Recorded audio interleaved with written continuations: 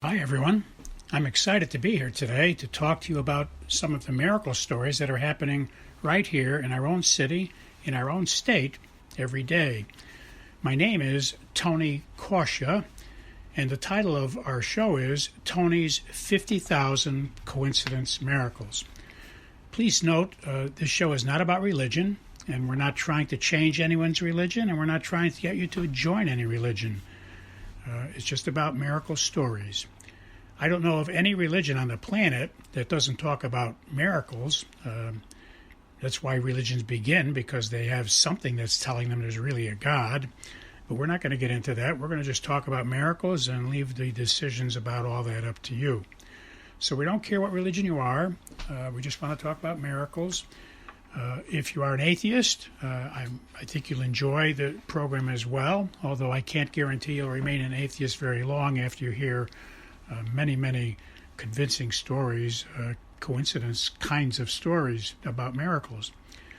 You can email me your own stories if you wish. We'll try to use all we can on the show. I can't guarantee we will, depending on volume and time, but you're welcome to send your stories on to us, and we will mention them when we can. You can send them to the following email address. But please notice that if we do use your story, we won't mention your name. We'll keep you anonymous. And we suggest that in your story, when you send it to us, don't use your correct name. That way anyone listening will not be able to figure out that it was you that sent the story in. The email address you can send your stories to is very easy to remember.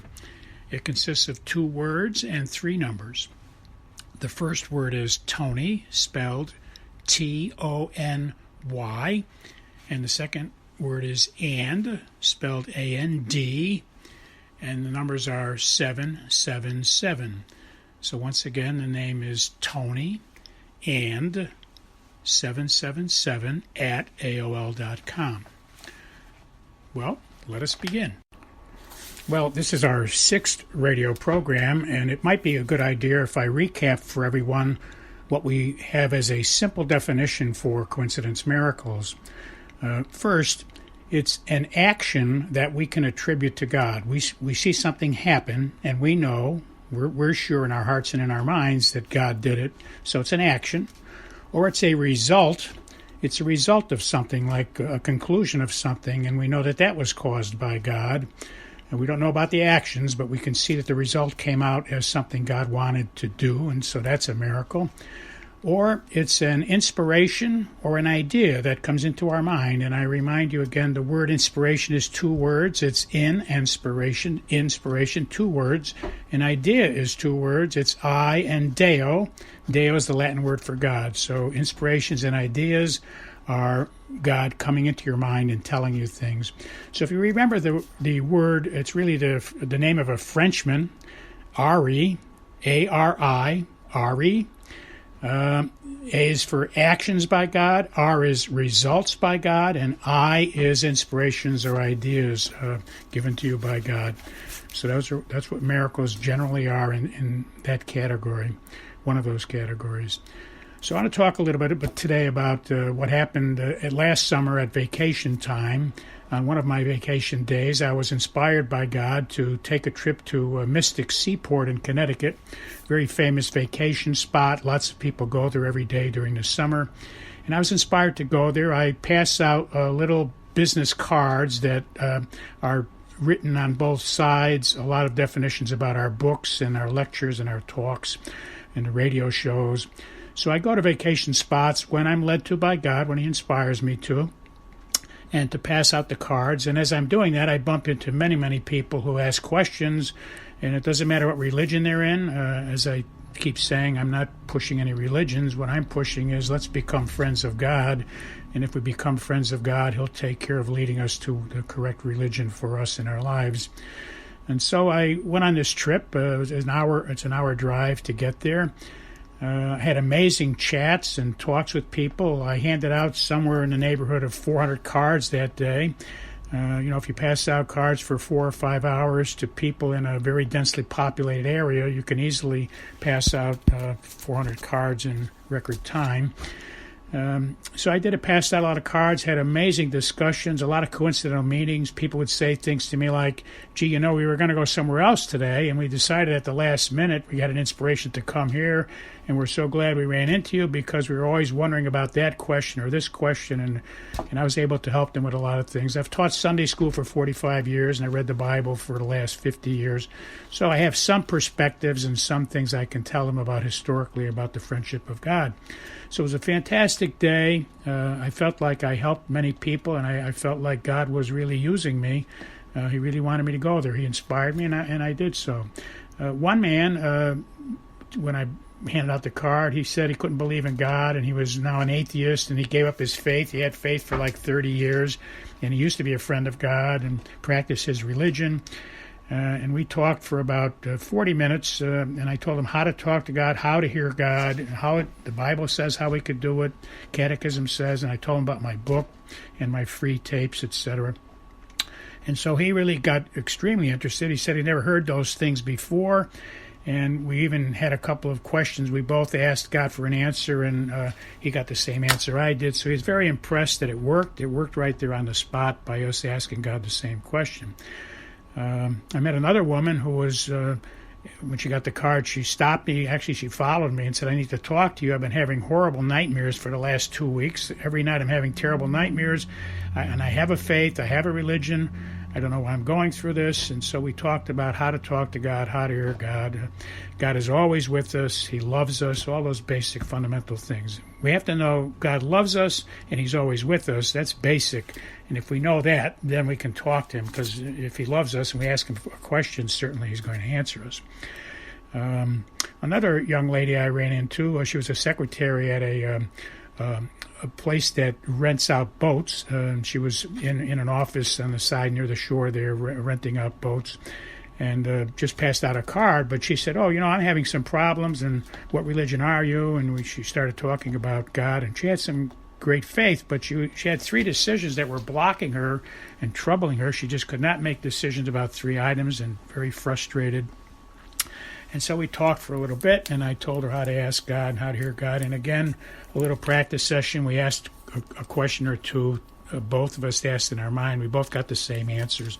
So that's a great way to help people learn how to talk to God. If you're helping them, if you can talk to God, you can ask him what to tell them, and then he tells you these little things like, Tony, have her ask me a question, you ask the same question, and then share the answers. That's a very effective way of convincing people they can talk to God. And I remind you all that in the Bible, James, the book of James, chapter 1, clearly says, if you want to know something, just ask God. It's James chapter 1, verses 5 to 8. If you want to know something, just ask God. And there's many places in the Bible where that is also mentioned in different ways. So very simple. You want to talk to God, just ask him a question and take the first answer that comes, because when God answers you, he doesn't waste time and he doesn't let anybody else answer you. The second answer, the third answer might be your own mind, or it might be the devil. But when you ask God a question, he doesn't let the devil answer on his behalf. So we had a wonderful day, handed out about 400 cards. I helped many people. I talked to people of all kinds of religions. I was really impressed. That was an effective day. I know I spoke to Jewish people. There was a Jewish family all together, about 7 people. I wound up talking to the whole family, was sitting there listening while they were taking a break. I spoke to some Muslim people, very nice people. We had a great discussion. They have great faith in God. And I found in the Jewish people and the Muslim people, our beliefs in God are not that different. Our religions tell us different things, but our faith in God and our miracles that we've had in our life, there's only one God. So no matter what religion people are, the fact remains there's only one God, and he's the same God in all cases. It's just that the religions describe him and define him in different ways. So that was a great, wonderful day. Now, the next day, I was inspired to go to another Seaport vacation spot, and it was in Rhode Island. And I was surprised that God wanted me to do that, but I fleeced it. Fleecing is asking God to show you some way, make you sure that you're hearing him correctly. And we talked about that in prior talks, prior shows, and my books cover that too. Fleecing is a way where you're confused, and you can ask God to give you a clue. By the way, if you want to listen to any of our past shows, there's a very easy way for you to do it. There's a podcast you can connect to, and it's a very simple address. So I'll tell you the simple address now, and I'll remind you at the end so you can get a pencil. But the simple address, just remember a big W, a big capital W, that means worldwide, and then think of a cat, like a cat or a dog. So far it's W, cat, C-A-T, and then the word radio. So it's wcatradio.com/miracles/ Okay, it's very simple. I'll say it one more time, and you can Google this, and you can listen to all of our past shows and all of our future shows. So you Google wcatradio.com/miracles/. Okay, I'll remind you of that at the end if you get a pencil and paper. All right, so this next day I went to Rhode Island. It's a 2-hour drive, so I wanted to be inspired that God really wanted me to go there. And I did fleece it, and sure enough, he did want me to go there. So I went. I saw many clues on the way over. I saw 3 7s. I saw 3 5s. I saw 3 3s, all at intersections or at red lights, all indications that I was going in the right way. They're like breadcrumbs that God puts out there, which has been explained in prior tapes as well. Numbers are like Morse code. So just like the prior day at Mystic Seaport, I was handing out cards that talk all about our lectures, the books, etc. I was there about 5 hours. I chatted to many people, all religions, all different denominations, different sexes, and different points of view. Well, when you're handing out cards about God, it's amazing how many people want to ask questions, and I don't know why they haven't asked them before, but I get a lot of questions from people. So as I was passing out the cards, I was walking. It was like, it was a very busy seaport. It's like walking among people who were there like ants. There were thousands of people. You couldn't walk straight. You had to keep moving side to side so you wouldn't bump into people. Really packed, very busy day. And while I was passing out cards, I heard somebody yelling behind me in the crowd, Tony, wait. Couldn't believe in this crowd 2 hours away from home that somebody knew me. So I turned around, and I didn't know him, but he knew me. He had the card in his hand. I had given it to him a block away. And he said, were you in Mystic Seaport yesterday? And did you talk to a secretary at a company that rents out boats? And I said, oh, my, yes, I did. I had a wonderful discussion. And he said, well, that was my daughter, and she came home last night, and she told us all about what you guys talked about, and she was so excited. And I got to tell you, Tony, you changed her life. I was so delighted that she ran into you. And my wife, can you come back and spend a couple of minutes talking to me and my wife? My wife is in the store shopping there. I'd like to introduce you to her because she was also very impressed. So we spent about 40 minutes talking about how my discussions with their daughter the prior day had helped the daughter to make some serious decisions she had to make in her life, and rejuvenated her faith in God and her friendship. She was a delightful, very intelligent young lady. I guess maybe 22, 23 years old. And I didn't know she was stress-filled, but, that's how coincidence miracles work.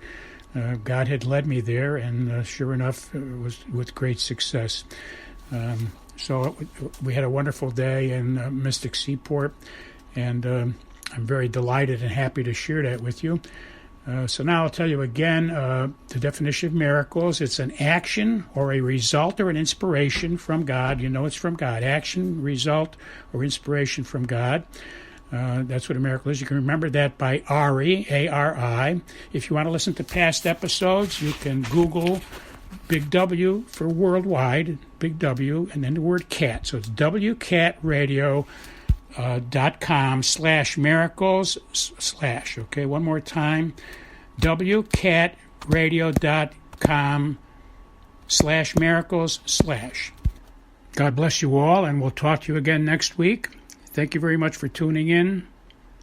Talk to you next week. Bye-bye.